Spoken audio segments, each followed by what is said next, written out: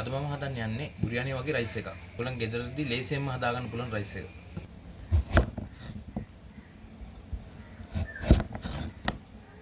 අපිට කැරට් ඕන මෙන්න මේ වගේ සයිස් එකට.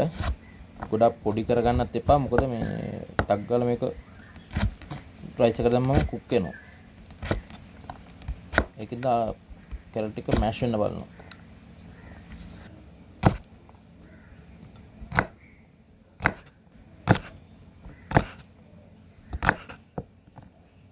අපිට බෝන්චිත් වෙන මෙන්න මේ වගේ සයිස් එකකට ඔයගොල්ලෝ කපා ගන්න බෝන්චි ටික. මේ අල එකක් කපා ගන්න ඕන. අපි මුලින්ම කැරට් එක කැපුවේ ඒ සයිස් එකට අල එකක් කපා ගන්න.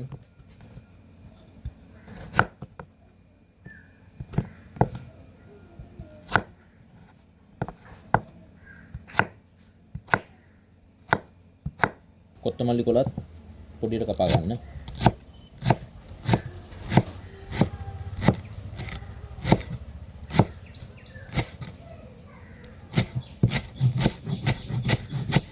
ලුණුත් මේ විදිහට හීනියට පොඩක් කපා ගන්න.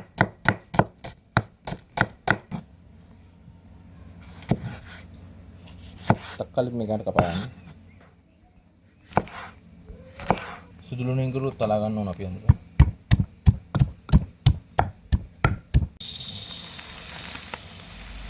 අපිට බාස්මති හාල් ඕන එකට.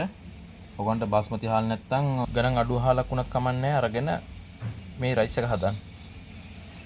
බාස්මති හාලක් උයන්න ඉස්සෙල්ලා පුළුවන් නම් මේ වගේ වතුර දාලා පොඩ්ඩක් තියන්න පැයක් හරි විනාඩි 20ක් හරි පැය භාගයක් හරි කමන්නේ තියන්න. එතකොට තමයි බත් එක පොඩ්ඩක් අර ඇට ලොකු දිග වෙන්නේ.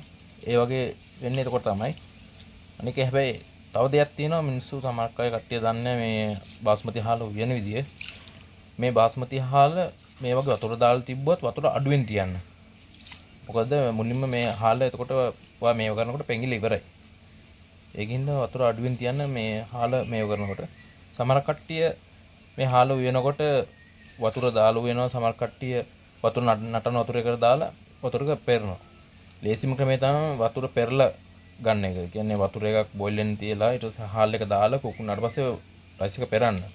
හැබැයි මම රෙකමන්ඩ් කරන්නේ එහෙම පෙරන එක. ඔයගොන්ට පුළුවන් නම් හාල ගැන හොඳට දන්නවනම් මේ බාස්මති හාල මේ විදිහට කරොත් මේම හොඳට මේ ඉවෙනවා කියලා වතුර මේ හාලෙම හින්දන්න. එතකොට තමයි හාලේ රහ තියෙන්නේ.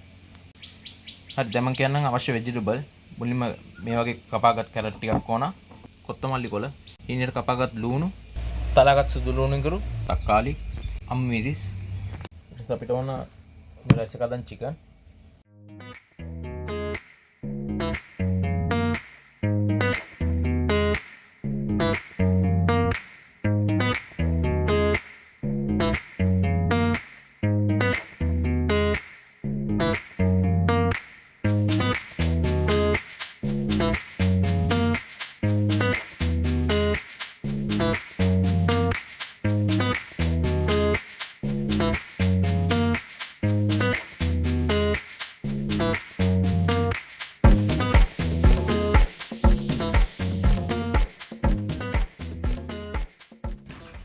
දැන් මේ චිකන් එක සීසන් කරලා ඉවරයි. මේ චිකන් එක තියන්න ඕන පැය භාගයක්.